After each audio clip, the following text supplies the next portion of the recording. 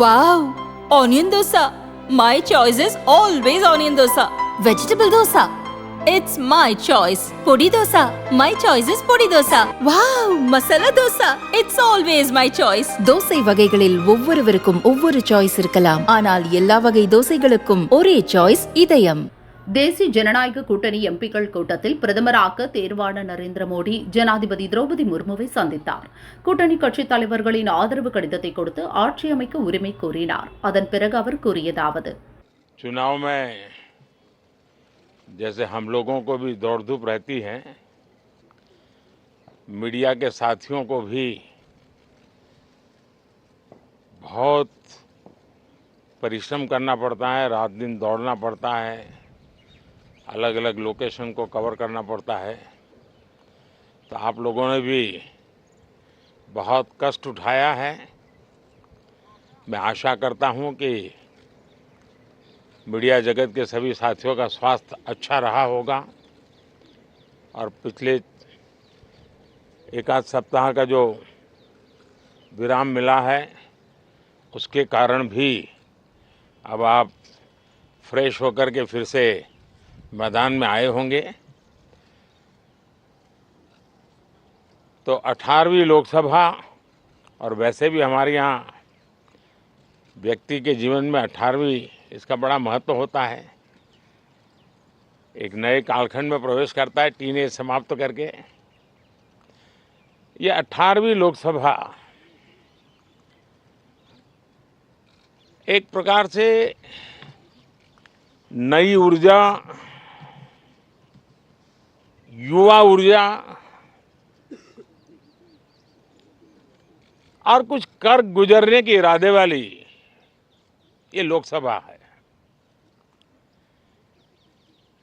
और आज़ादी का अमृत महोत्सव के बाद का ये पहला चुनाव है और एक प्रकार से ये वो 25 वर्ष हैं जो हमारे अमृतकाल के 25 वर्ष हैं और जो 2047 देश जब आज़ादी की शताब्दी मनाता होगा,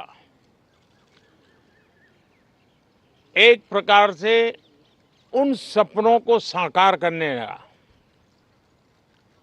एक बहुत महत्वपूर्ण पड़ाव ये 18वीं लोकसभा है। साथियों, एनडीए सरकार को तीसरी बार देश की सेवा करने का देशवासियों ने आदेश दिया है, अवसर दिया है। मैं देशवासियों का फिर से एक बार ये अवसर देने के लिए हृदय से आभार व्यक्त करता हूं और मैं देशवासियों को विश्वास देता हूं कि पिछले 2 टर्म में जिस गति से देश आगे बढ़ा है, समाज के हर क्षेत्र में परिवर्तन साफ साफ नजर आ रहा है। 25 करोड़ लोगों का गरीबी से बाहर आना ये अपने आप में हर भारतीय के लिए बड़ा गर्व का विषय है और मैं देशवासियों को विश्वास दिलाता हूं कि 18वीं लोकसभा में भी हमारे 5 साल के कार्यकाल में भी हम उसी गति के साथ उतने ही समर्पण भाव से देश की आशा आकांक्षाओं को पूर्ण करने में कोई कमी नहीं रखेंगे। आज सुबह एनडीए की मीटिंग हुई थी। एनडीए के सभी साथियों ने मुझे फिर से एक बार इस दायित्व के लिए पसंद किया है और सभी एनडीए के साथियों ने राष्ट्रपति जी को इसकी जानकारी दी और राष्ट्रपति जी ने मुझे अभी बुलाया था और मुझे प्रधानमंत्री डेजिग्नेटेड के रूप में काम करने एक नियुक्ति दी है और मुझे शपथ समारोह के लिए और मंत्रिपरिषद के सदस्यों के सूची के लिए उन्होंने सूचित किया है। मोटे तौर पर मैंने राष्ट्रपति जी को कहा है कि हमें 9 तारीख शाम को सुविधा रहेगी।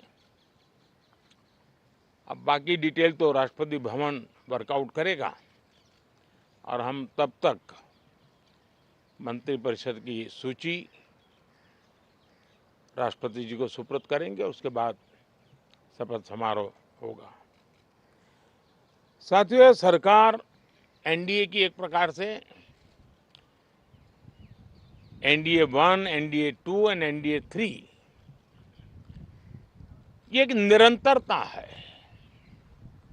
और हमारे संकल्पों को लेकर के, सुशासन के प्रति हमारी प्रतिबद्धता को लेकर के और देश के सामान्य जन के सपनों को पूरा करने के प्रयास के रूप में इस निरंतरता को हम और अधिक ऊर्जा के साथ और अधिक व्यापक विजन के साथ आगे बढ़ाएंगे और समय सीमा में लक्ष्यों को प्राप्त करने का हमारा प्रयास रहेगा। 2014 में मैं बहुत नया था। मुझे अब एक लंबे समय तक इस कार्य का अनुभव मिला है, हमारी टीम को अनुभव मिला है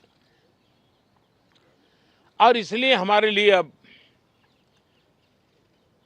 तुरंत ही काम को आगे बढ़ाना बहुत ही सरल रहने वाला है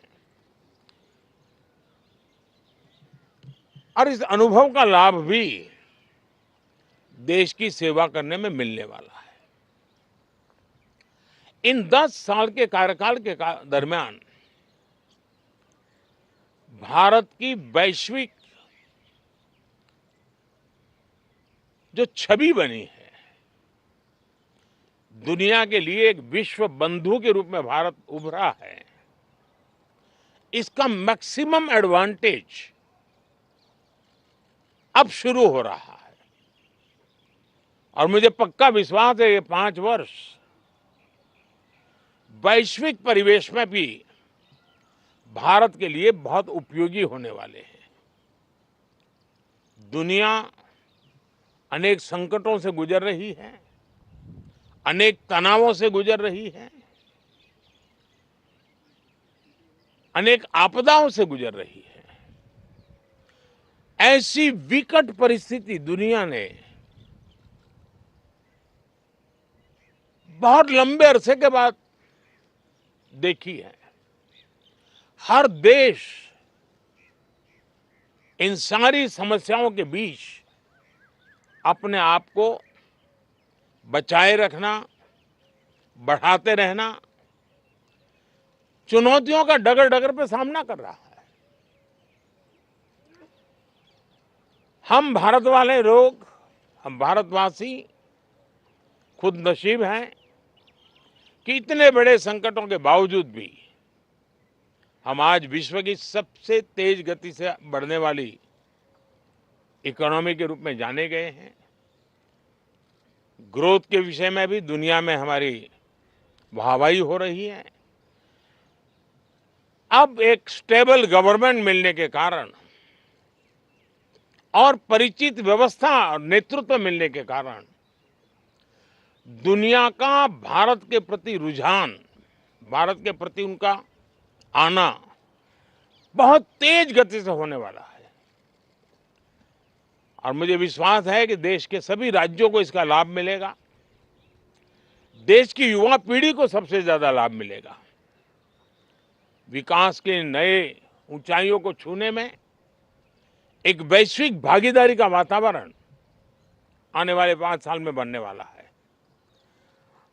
तो इसी संकल्पों और आदर्शों के साथ हम आगे बढ़ेंगे। मैं राष्ट्रपति जी का हृदय से आभार व्यक्त करता हूं कि एक बहुत बड़े महत्वपूर्ण दायित्व के लिए उन्होंने मुझे निमंत्रित किया है। आप सबका भी दोस्तों बहुत बहुत धन्यवाद। Thank you.